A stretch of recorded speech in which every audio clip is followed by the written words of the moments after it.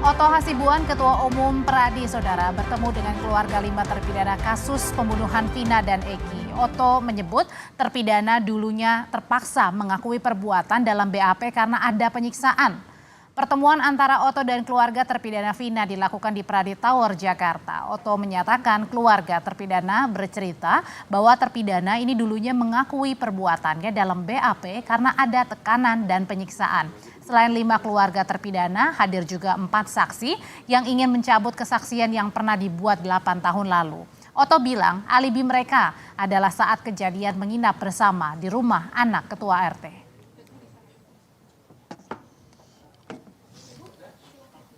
Keterangan daripada orang tua yang 5 orang ya, berarti ya, 5 orang ini, sesungguhnya mereka ini tidak pernah melakukan perbuatan yang sudah dijatuhkan hukuman kepada mereka.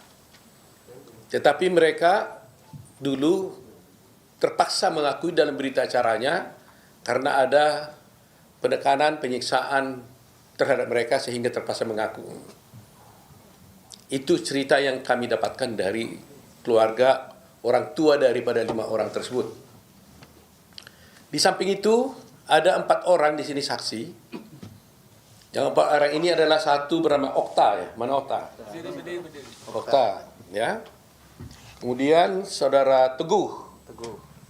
Nah, ini Teguh. Kemudian saudara Pramuji. Ya? Pramudia. Ya. Kemudian Ahmad Saifuddin. Nah, 2 diantaranya ini pada waktu 2016 dulu itu adalah pernah menerangkan hal-hal yang sesungguhnya tidak sesuai dengan yang fakta yang sebenarnya. Tapi 2 diantaranya tetap konsisten dengan apa yang sebenarnya. Yaitu adalah saudara Okta dan saudara Ahmad Saifuddin. Ini konsisten 2 orang ini. Sedangkan yang Pramudia dan Teguh datang ke kami dan tadi bertemu di atas menceritakan bahwa sesungguhnya apa yang saya ceritakan yang dulu itu tidak benar. Dan bermaksud untuk mencabut semua keterangan mereka dan akan menyatakan yang sebenarnya. Itu alibi yang sebenarnya mereka ajukan. Di mana pada jam yang sama pada tanggal 27 Agustus 2016 sesungguhnya mereka adalah tidur di rumahnya Pak Lurah, Pak RT, Pak Parsen namanya ya. Di rumah anaknya. Di rumah anaknya. Hal serupa juga diungkap ibu atau kerabat para terpidana kasus pembunuhan Vina dan Eki. Orang tua para terpidana bilang jika anak atau kerabatnya kerap mendapatkan siksaan agar mengaku melakukan pembunuhan pada Vina dan Eki. Ibunya Hadis Putra? Iya. Gimana ibu ceritanya waktu itu? Ya anak-anak tuh nggak melakuin Pak. Dari mana tahu nggak melakukan? Itu anaknya waktu itu betul-betul sama dengan rumah warung Bu Nining ya? Iya, kumpul di Bu Nining, terus ke Hadi, Terus? ke rumahnya Pak Pasren, RT. Oh, Ya, itu ibu dapat ceritanya dari siapa? Ya saya sendiri. Ya artinya yang bercerita sama ibu itu siapa? Anaknya ibu atau siapa? Iya, si Hadi. Hadinya ngomong begitu. Ibu sendiri yakin nggak bahwa anaknya nggak bersama? Ya yakin Pak, anak saya tuh mau nikah Pak. Hah? Mau nikah 2 minggu lagi itu. Oh gitu ya? Iya. Itu digondok. Jadi semua bilang begitu ya, bahwa sesungguhnya mereka ada di tidur di rumah Pak RT pada tanggal 7. Baik Bu ya, baik. Jadi sekarang ini ibu siapa? Ibunya Eka. Bagaimana cerita ibu tentang itu? Paginya tuh saya tanya, kamu dari mana? Tidur di Bapak RT katanya. Udah gitu aja. Tanggal berapa itu katanya? Malam minggu. Malam minggu, tanggal 27 Agustus itu, Iya. 2016 ya. Dia cerita juga Kak bahwa mereka bersama-sama ke rumahnya Ibu Warung Ning, gitu ya. Ibu juga yakin ya bahwa anaknya bersalah ya. Jadi apa yang Ibu rasakan selama ini, kan dia udah penjara sekian tahun gitu. Apa? Kenapa dia mengaku pada waktu itu? Ya kan dia ngebelain adiknya. Hah? Adiknya nih. Bagaimana ceritanya? Katanya adiknya biar keluar. Kan 2 anak saya. Siapa satu lagi? Renaldi. Terus? Dia bisa keluar karena dia nggak ngaku terus. Jadi gimana katanya? Supaya Renaldi tidak ikut keluar, terus? Kakaknya tuh mengakui. Tapi itu tuh apa sih? Mike. Petunjuknya Jaya. Petunjuknya apa sih? Sudirman. Sudirman. Itu petunjuknya Sudirman. Katanya ini bawa ini gitu. Jadi anaknya Ibu Renaldi Sama Eka Sandi. sama Eka nama anaknya. Nah, Eka mengatakan dia mengaku asal adiknya tidak keluar. Yang minta ngomong itu siapa?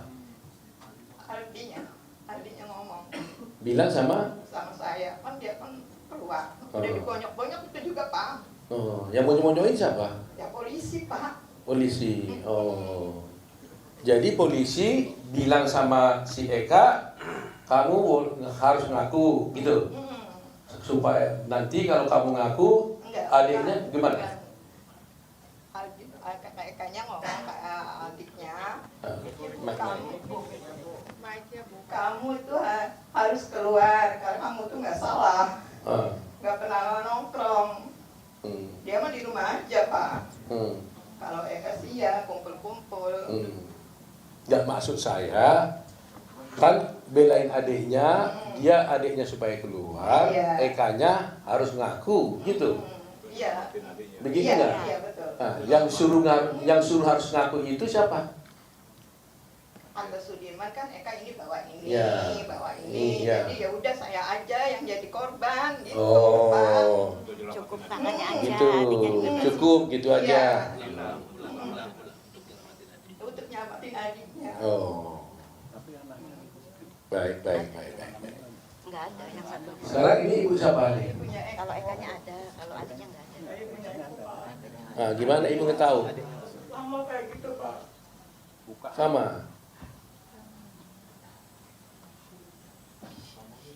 Ibunya, ini ibunya Eko ya. Sekarang Eko umur berapa sekarang, Bu? 35 Pak. 35.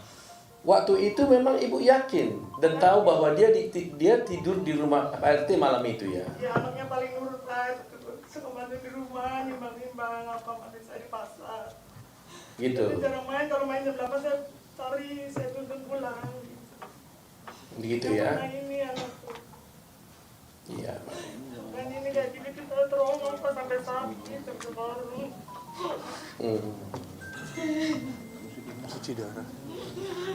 Cuci darah siapa? Cuci darah. Ini cuci darah anak. Cuci darah siapa? Ibunya sekarang cuci Oh, darah. ibunya cuci darah. Oh, waduh. Yang sampai jual rumah siapa? Ini. Dua. Ini. Ini jual rumah gara-gara apa? Ya buat pontang-panting Pak. Buat pontang-panting ngurusin ini semua. Iya Pak. Oto Hasibuan, Ketua Umum Dewan Pimpinan Nasional Peradi bertemu dengan keluarga 5 terpidana kasus pembunuhan Vina dan Eki dan 4 saksi menyebut bersama terpidana saat kejadian pembunuhan Vina 8 tahun lalu. Apa yang menjadi alasan keluarga dan juga saksi ini baru berbicara sekarang. Kita akan berbincang malam hari ini. Kita harapkan Pak Oto Hasibuan, Ketua Umum Dewan Pimpinan Nasional Perhimpunan Advokat Indonesia atau Peradi ini dapat bergabung langsung setelah konferensi pers. Tapi kita juga sudah bersama dengan Jamin Ginting, pakar hukum pidana Universitas Pelita Harapan. Selamat malam Bang Jamin. Selamat malam Mbak Audrey. Ya mudah-mudahan kita nanti Pak Oto juga bisa gabung. Bang Jamin, Ya. tapi ini kan lihatnya gini, belakangan Pak Oto Hasibuan masuk, artinya pengacara kondang ya, kelas kakap gitu nggak main-main membela pembunuhan atau kasus pembunuhan Vina dan Eki termasuk juga dengan terpidananya yang sudah diputus bersalah begitu. Sebenarnya kalau dilihatnya Bang Jamin ada apa ini? Kenapa pengacara kelas kakap sampai turun gunung ini untuk membantu para terpidana yang sudah dihukum Ya. putus? Ya, jadi begini, ada indikasi yang diketahui dari para terpidana kalau mereka sekarang sudah berani untuk mengungkapkan fakta yang sebenarnya. Apa yang dimaksud dengan fakta sebenarnya? Fakta sebenarnya itu yang mereka ketahui dulu itu tidak bisa diungkapkan dengan baik, sekarang baru bisa, yaitu mereka tidak orang yang bukan pelakunya begitu. Tapi mengapa mereka dianggap sebagai pelaku? Karena mereka ini disiksa sehingga mereka menyatakan suatu keterangan yang terpaksa mengaku melakukan suatu perbuatan itu begitu. Nah, kejadian ini bukan kali ini. Dulu ada juga kasus Senkong dan Karta. Senkong Karta itu adalah orang yang disiksa untuk mengakui perbuatan membunuh ya Sulaiman dan Siti Haya di tahun 74. Sampai-sampai mereka itu dipidana begitu. Nah, kemudian di kemudian hari ada orang pelaku yang sebenarnya mengaku kalau dialah pembunuhnya begitu. Akhirnya ya jaksa pada hari itu meminta supaya Menteri Kehakiman mengeluarkan dia dari penjara. Bang Jamin, tapi kalau dalam kasus ini sebenarnya mau menyenangkan siapa nih dengan dipaksa mengaku ini?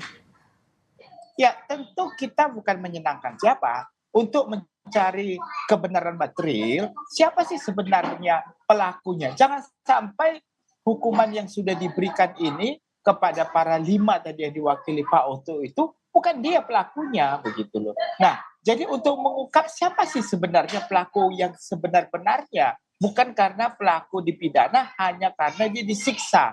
Dan ini juga sebagai korektif ya, kalau benar ini benar-benar bisa diperjuangkan Bang Oto, ternyata memang mereka bukan pelaku yang sebenarnya, berarti mereka mengaku tadi diakui karena disiksa. Nah, sistem pemeriksaan kita di penyidikan itu bagaimana?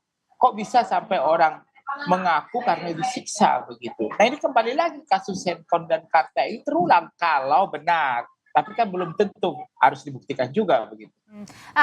Sebelum saya ke Bang Jamin lagi nih, ada juga perwakilan dari Bang Oto, ada Bang Roli Panggabean. Selamat malam Bang Roli.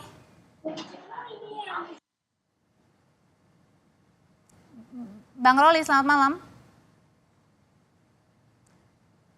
Oke, mungkin sambil diperbaiki komunikasinya saya mau ke Bang Jamin lagi. Kalau gitu siapa yang harus diselidiki nih, penyidiknya kah pada saat itu atau siapa yang terlibat dalam penyelidikan awal?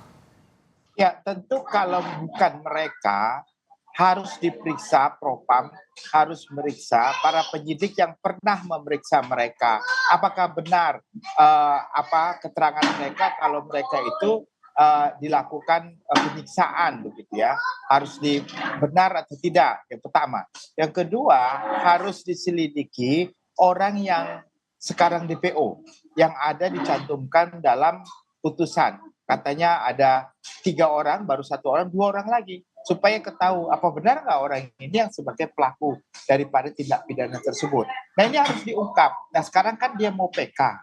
Nah, kalau PK itu kan alasannya tentu ada penerapan hukum yang tidak sesuai. Itu hanya waktunya 90 hari.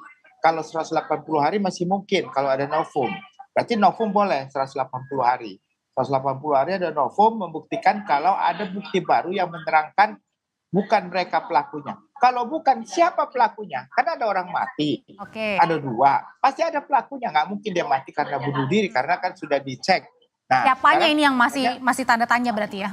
Iya, pasti ada pelakunya. Nah, siapa pelakunya kalau memang bukan 5 orang yang tadi sudah terpidana ini? Itu yang harus dicari, Mbak. Bang Jamin, kita sapa sekali lagi nih, ada Bang Jutek, ternyata perwakilan dari Pradi atau dari Bang Oto Hasibuan. Selamat malam Bang Jutek.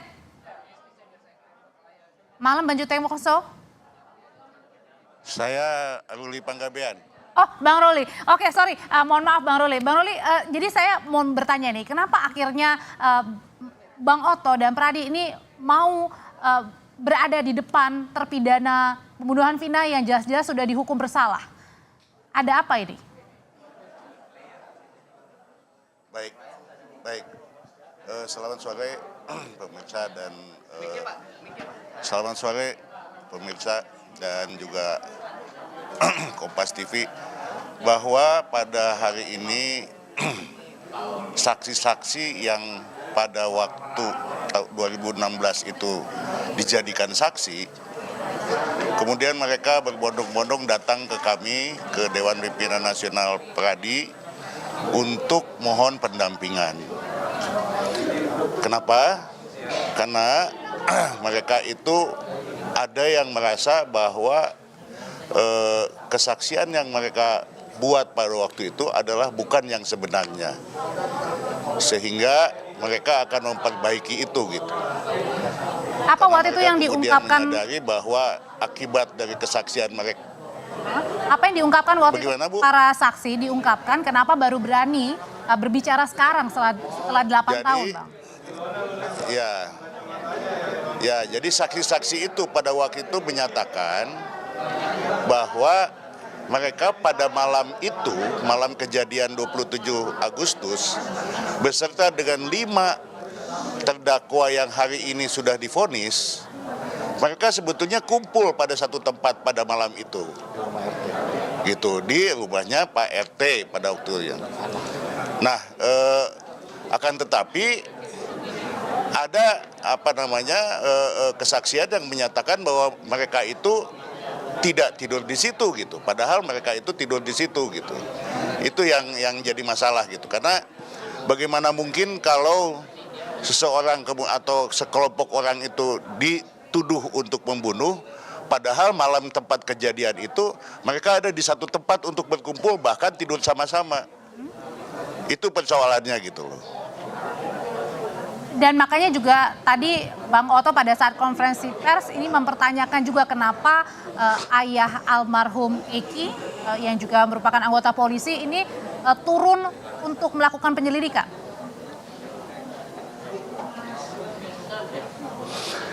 Ya, sebetulnya kami nggak sampai ke sana ya, karena Pak Rudiana itu kan soal lain lah gitu. Tetapi kami akan mendampingi atau kami akan kebetulan juga yang 4 orang saksi ini besok akan dipanggil di Polda dan di Polres Cirebon. Kami akan mendampingi dan kemudian akan memperbaiki BAP yang pernah dia buat pada 2016.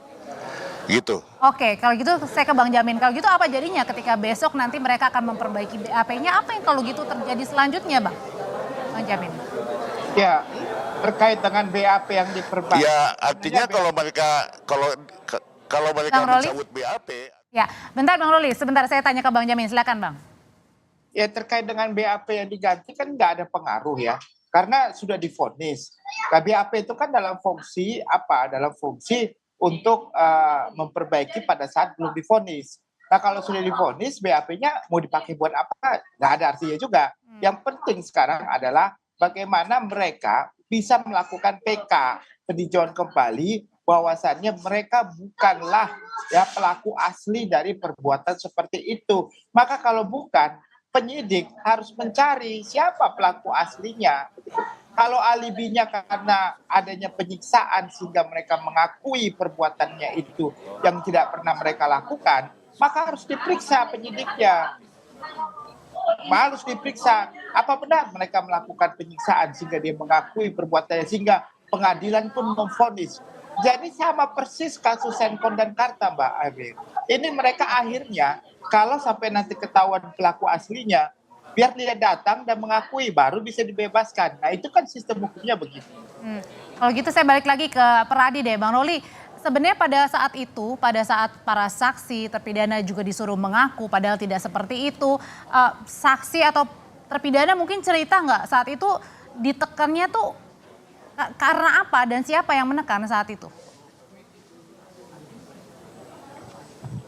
Ya, menurut pengakuan mereka, mereka diarahkan oleh penyidik. Polres? Untuk Polresta Cirebon mengakui atau? bahwa malam itu mereka ya tentu saya tidak begitu paham apa Polresta Cirebon atau Polda Jabar ya. Silakan. Tapi penyidik lah gitu.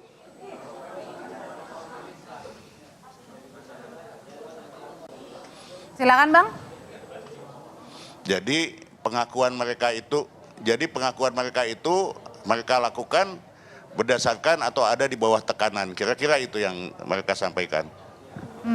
di bawah tekanan sehingga mereka harus mengubah kesaksian yang sebenarnya mereka lihat dan alami sebenar-benarnya gitu Bang.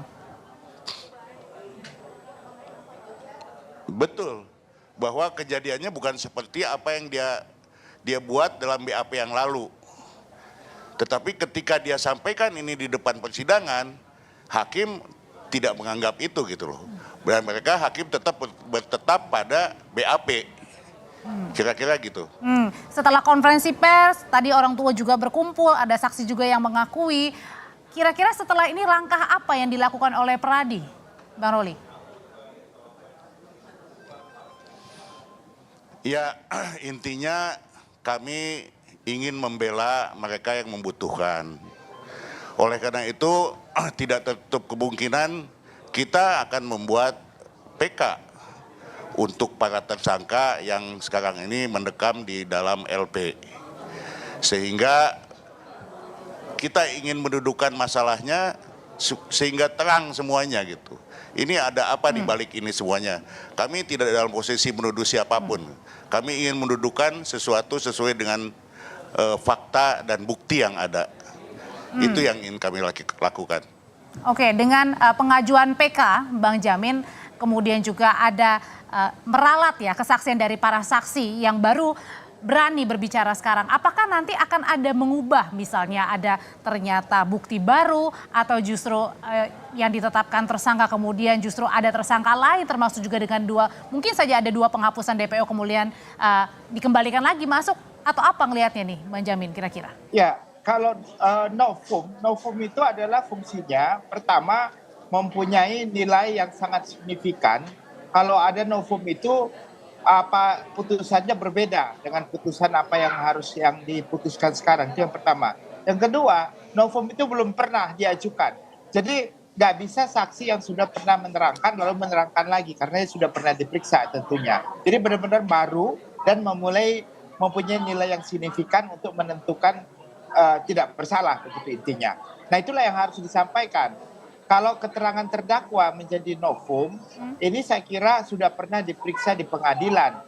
Sangat kecil kemungkinan untuk bisa dijadikan dasar merubah putusan berbalik begitu. Saya sih berharap novumnya ada orang yang lain selain daripada yang sudah memberikan keterangan menerangkan kalau mereka ini nggak ada di situ.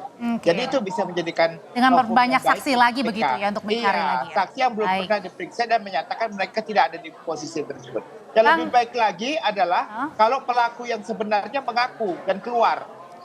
Nah itu lebih baik lagi demi kebaikannya di dunia dan di akhirat kan begitu ya. Baik, Bang Jamin, terima kasih Bang Jamin, terima kasih Bang Roli, sehat selalu semuanya bapak-bapak. Terima kasih.